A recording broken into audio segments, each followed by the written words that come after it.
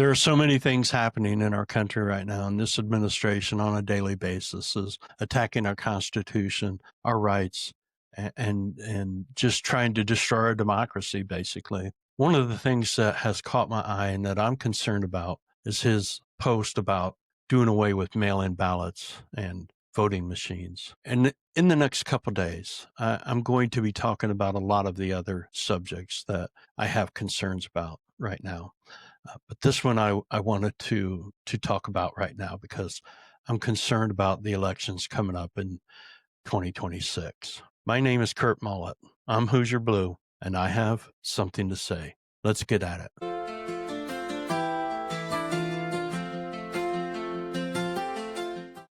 So when he made this post on his social media platform, I caught wind of it and I was alarmed when I was reading it. Not only the fact about his rant and how he just goes about on these posts and he gets off topic and he just rambles on because, he's in decline. His mental state has been on decline for a long period of time. And MAGA refuses to recognize that. Mainstream media refuses to recognize that. And that's one of the things that pisses me off about them and why I quit watching them over a year and a half, getting close to 2 years ago now. But this right here, what he says within this post is quite alarming. Talking about doing away with mail-in ballots and doing away with voting machines and going to watermark paper. Yeah, because that's an effective way and a thorough way to conduct an election in a country that has close to 180 million eligible voters in the country.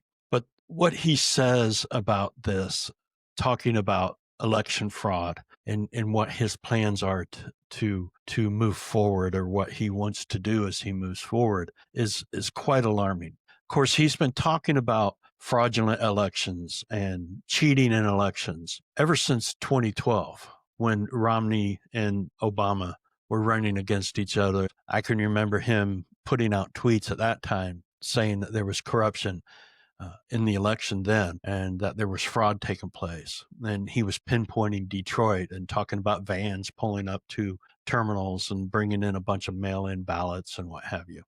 Sound familiar? He used the same narrative in the 2020 elections.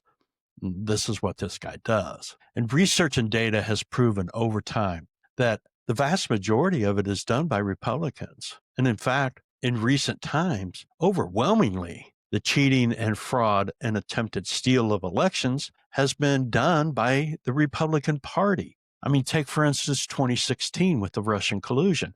And, MAGA can say whatever they want to about it. They can talk about the Steele dossier and whatever they want to. But the proof is there. In the Mueller report, the unredacted Mueller report, it was revealed of the corruption and the collusion that took place between the felon's campaign team and Russian operatives. The proof is there. We know what happened. And then we move forward to 2020 and look what occurred. I mean, leading up to the elections for months, all we heard was about cheating and this was going to be a fraud election. And because he knew he was going to get his ass beat because he had done such a horrible job as president.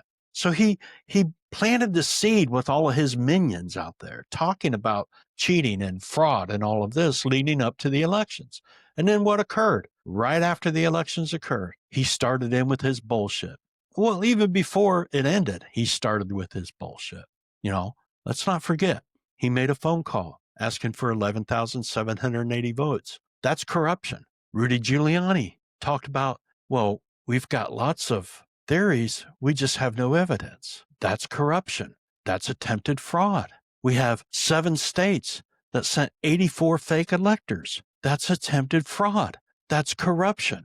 We have so many instances, factual instances that occurred under him and his people that we know who cheated in the 2020 elections. It was the MAGA GOP. It was not the Democrats. They just could not accept the fact that Joe Biden won a free and fair election. And then, of course, the biggest proof of all of them trying to steal the election was the events that took place on January 6th. The world saw it and we saw it. And the only ones who can't admit that that was an attempted coup in our country, an attempt to destroy our democracy, and a blatant insurrection against our Constitution are the MAGA minions in this world. Everyone else understands exactly what happened.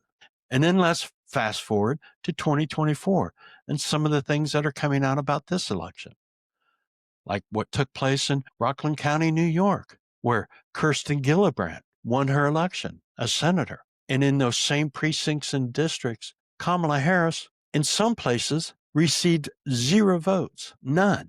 Now, that just does not happen. That is an oddity. That is a glitch. There is something wrong. There is manipulation that occurred there. Well, no, yes, sometimes you can have a president that will receive, let's just say, 200 votes, and then a senator might receive 150, or you could have a president that receives 150 votes and the senator receives 200 votes. That can occur. But to have someone like Kirsten Gillibrand receive 200 or 300 or 500 votes in a certain precinct or district and Kamala receive 0, come on, we're not stupid. Something ain't right. And it was so sad because I said, can you imagine, I'm not going to be president? And that's too bad. And then what happened is they rigged the election and I became president. So that was a good thing. That was a good thing. That was quite an achievement for both of us. And then there's a Substack that I really would like for all of you to try to get your eyes on and to read. If you're not on Substack, I still think you can go and read some of the articles, but I think it's worth you investigating this and trying to find it. It's an important sequence of articles that this particular page has created. The page is called This Will Hold, and it talks about the corruption that occurred during the 2024 elections. And it really focuses on the corruption and the manipulation of the voting machines that occurred, of course, done by Republicans. So if you get a chance, please go to Substack. This Will Hold, and read these articles. It's absolutely fascinating what they are telling us and the information that has been discovered. And I thoroughly believe what they are telling us because we all know something wasn't right with the 2024 elections, because the GOP MAGA Republicans cheat. That's who they are. They know that is the only way they can win elections is by cheating and manipulation.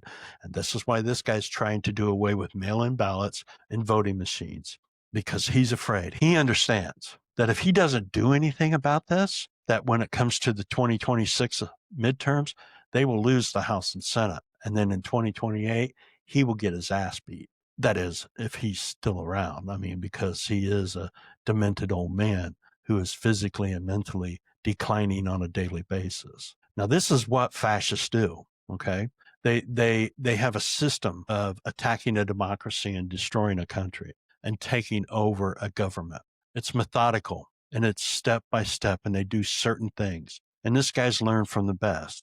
2 of his best friends are Vladimir Putin and Viktor Orban, who have both been successful at becoming authoritarian dictators in their country and destroying the governments with which they took over. And one of the ways they were able to keep power was to manipulate and do away with fair and free elections. And this is what fascists do, and this is what this guy's attempting to do. So I'm extremely worried about what's going to happen in the future with our elections. We really do not have any safety nets or guardrails in D.C. right now. We certainly can't rely on our court system. I mean, it's been proven over and over again, whatever this guy decides to do and whatever executive order he signs, the Supreme Court pretty much is going to back him. He's corrupted our court systems beyond any of us are ever imagine could be done.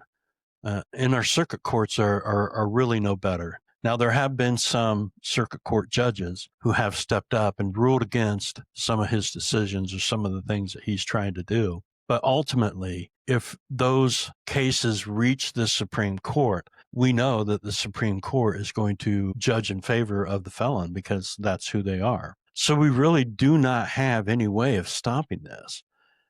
We can only hope that somehow, which I don't have much hope here, that some of these judges realize exactly what he is doing and that the destruction of our democracy in our country is really not worth some of their personal beliefs. But I'm not going to put a lot of faith in that hope right there. So, but that's my concerns. The only way that we're going to be able to fight this, well, let me back up. There's a couple ways that we are going to be able to fight this. First off, that is at the state level. That is to support our state politicians who are stepping up right now and speaking out against him. And there are quite a few of them across our country. Now, I hate to start naming names because I know I'm going to forget some people, but some of the Democratic politicians that we need to support across our country and we need to stand with and get behind and become a unit of one in our voices and in our message are J.B. Pritzker, Gavin Newsom, Gretchen Whitmer, Josh Shapiro, Andy Beshear, Kathy Hochul, mayors like Brandon Johnson, Brandon Scott, Michelle Wu, Karen Bass. And then there are some politicians in D.C. that we can stand behind. Bernie Sanders and AOC, Jasmine Crockett, Melanie Stansbury, she's another one of my favorites. And then there's some politicians on the outside right now who are not in D.C. and are not really in any elected position, but they still have a voice and they are moving forward. And one of them is Zohran Mandami, and the other is Katie Porter. And these are people that we need to get behind, to follow them on social media, to listen to what they have to say, and to join in their fight. This is how we are going to fight against this kind of tyranny and this kind of fascism. We have to take advantage of the Second Amendment, and not in the sense of the right to bear arms, because that's really not what the Second Amendment is about. The Second Amendment is about our right as a country and individual states to create a militia. And I don't mean a militia as far as violent with weaponry. I mean a militia in voice and message. And that's what we need to do. We need to continue to grow the numbers of people who are speaking out, who are protesting, who are banding together to fight against tyranny in our country. And this is what I mean when we need to create a militia of voices, a militia movement of people in our country. And we need to make sure that they understand who we are and how many of us there are out here speaking against them. This will be the thing that will get us to the 2026 elections, and we will be able to have a free and fair election in 2026. So if you are part of the fight right now, thank you so much. We all appreciate it, and we all need to be part of it. But if you have a friend or a family member who is not part of the fight right now and who tends to remain silent, please have a discussion with them and talk to them about things. Talk to them and share with them information and articles and posts and social media individuals who talk and who fight against the tyranny right now, because everyone needs to understand exactly what is taking place in our country right now. We cannot remain silent. If we remain silent right now, we will be silenced forever. And that is something we need to understand. So his attack on our voting system is alarming to me. And it's something that needs the utmost attention from all of us. I'm going to do my part. And I just hope that all of you can do your part too. And I know you will, because democracy is far more important than any of us have ever realized until this point in time right now. And we need to do everything we can to save our democracy and fight against this tyrant. Fascism is an ugly thing, and we all need to realize that. This is our time and this is our moment. We may not have another one if we do not act right now. Thank you for listening to my podcast or watching my podcast. I truly appreciate your support. Please give me a like, hit the subscribe button, tell your family and friends and coworkers about me. My name is Kurt Mullet. I'm Hoosier Blue, and I have something to say. I'll catch you on the flip side.